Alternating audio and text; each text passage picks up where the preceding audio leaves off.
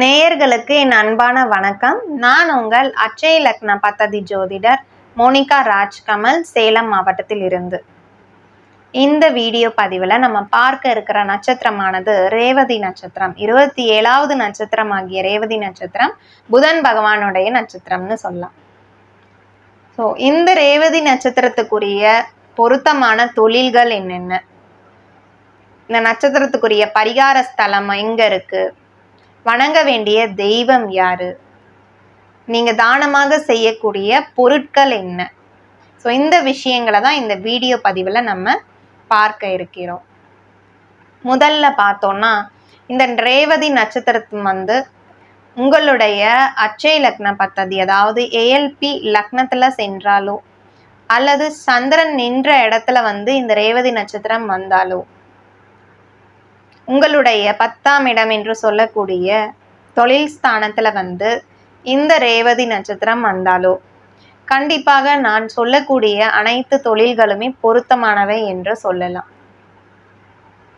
So இப்போ என்னென்ன தொழில் அப்படிங்கிறத பார்த்துருவோம். முதல்ல பார்த்தீங்கன்னா, இசைக்கலைஞர்கள், நகைச்சுவை கலைஞர்கள் ஆகட்டும், ஆலோசகர்கள் ஆகட்டும், கணினி சம்பந்தப்பட்ட துறை ஆகட்டும், ரயில்வே துறை சம்பந்தப்பட்ட வேலைகள், ஸோ இது அனைத்துமே இதில் அடங்குதுன்னு சொல்லலாம். உணவுப் பொருட்கள் சம்பந்தப்பட்ட விற்பனைகள் ஆகட்டும், போக்குவரத்து துறை சம்பந்தப்பட்ட வேலைகள், ஆடிட்டர் வேலை, கேலண்டர் அவங்களே மேனுஃபேக்சரிங் செய்கிறது, கேலண்டர் விற்பனை செய்கிறது, மார்க்கெட்டிங் டிபார்ட்மெண்ட்ல வேலை பார்க்கறது, இந்த சேல்ஸ் மார்க்கெட்டிங் என்று சொல்லக்கூடியதுல வேலையில இருக்கிறது. ஸோ இது அனைத்துமே இந்த ரேவதி நட்சத்திரத்துக்குரிய பொருத்தமானதுன்னு சொல்லலாம். இந்த ரேவதி நட்சத்திரத்துக்கு உரிய பரிகார ஸ்தலம் எங்க இருக்குன்னு கேட்டிங்கன்னா, திருச்சியில இருந்து முசிறி போகும்போது கொஞ்சம் பக்கத்துல காருக்குடி என்ற ஊர்ல காருக்குடி கைலாயநாதர் என்ற ஒரு கோவில் அமைஞ்சிருக்கு. ரொம்பவே பழமையான கோவில்னு சொல்லலாம். இந்த கோவிலுக்கு நீங்க ரேவதி நட்சத்திரத்தை அன்று போய் வழிபாடு செஞ்சுட்டு வரீங்க அப்படின்னும் போது கண்டிப்பா உங்க தொழில்ல இருக்க பிரச்சனைகள் ஆகட்டும், கூட வேலை பார்க்குறவங்கனால ஏதோ ஒரு பிரச்சனை, இல்ல உங்க தொழில்ல பார்ட்னர்ஷிப்னால ஒரு பிரச்சனை, கடனால ஒரு பிரச்சனை, கடன் கட்டவே முடியல, பேங்க்ல லோன் வாங்க முடியல, தொழில் ஆரம்பிக்கலாம்னா, ஸோ இது சம்பந்தப்பட்ட பிரச்சனைகளுக்கு அனைத்துமே இந்த கோவிலுக்கு போய் தரிசனம் செஞ்சுட்டு வரப்போ ஒரு தீர்வு காலம் கிடைக்கும். கண்டிப்பா நிவர்த்தி செஞ்சு கொடுப்பாரு இந்த கைலாயநாதர் சுவாமின்னு சொல்லும். ஸோ கண்டிப்பா ரேவதி நட்சத்திரத்தை அன்று போய் பாருங்க.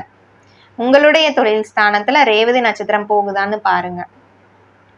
அடுத்து முக்கியமான ஒரு தகவல்னு கேட்டீங்கன்னா, இப்போ சுய தொழில் ஆரம்பிக்கலான்னு எல்லாத்துக்குமே ஒரு எண்ணம் இருக்கும். எது சம்மந்தப்பட்டது ஆரம்பிக்கலான்னு தோணும்.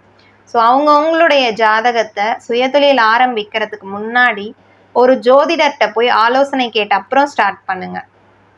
ஸோ அப்பதான் உங்களுடைய ஜாதகத்துக்கு எது பொருத்தமான தொழிலா இருக்கும் அப்படிங்கிறது தெரியும்.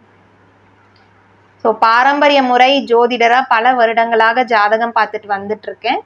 இப்போ அட்சய லக்ன பத்ததி முறையில ஜோதிடரா இருக்கேன். ஆன்லைன் கன்சல்டேஷனும் பண்ணி கொடுத்துட்டு இருக்கேன். நேரடியா கன்சல்டேஷன் பார்க்குறவங்களும் இருக்காங்க.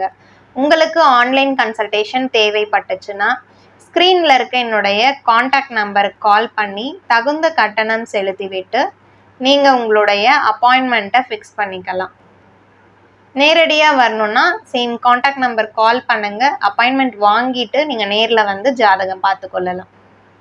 ஸோ இந்த ரேவதி நட்சத்திரத்துக்குரிய வணங்க வேண்டிய தெய்வம் அப்படின்னு கேட்டிங்கன்னா, சனிக்கிழமையில பெருமாள் கோவிலுக்கு போய் தரிசனம் செஞ்சுட்டு வாங்க.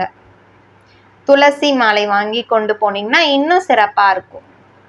உடனடி பலன் அப்படிங்கிறது கிடைக்கும்னு சொல்லலாம். ஸோ பெருமாளுக்கு உங்கள் மனசார ஒரு துளசி இலை எடுத்து அவங்க பாதத்தில் வச்சிங்கனாலும் மனம் குளிர்ந்து நீங்கள் கேட்குறத கொடுத்துருவாருன்னு சொல்லலாம். உங்களுடைய தொழில் ஸ்தானத்துல இந்த ரேவதி நட்சத்திரம் போகுதான்னு பாருங்க. ஸோ நட்சத்திராதிபதி ஆகட்டும், தொழில் ஸ்தானாதிபதி ஆகட்டும் நல்ல இடத்துல அமர்ந்து இருக்கணும்.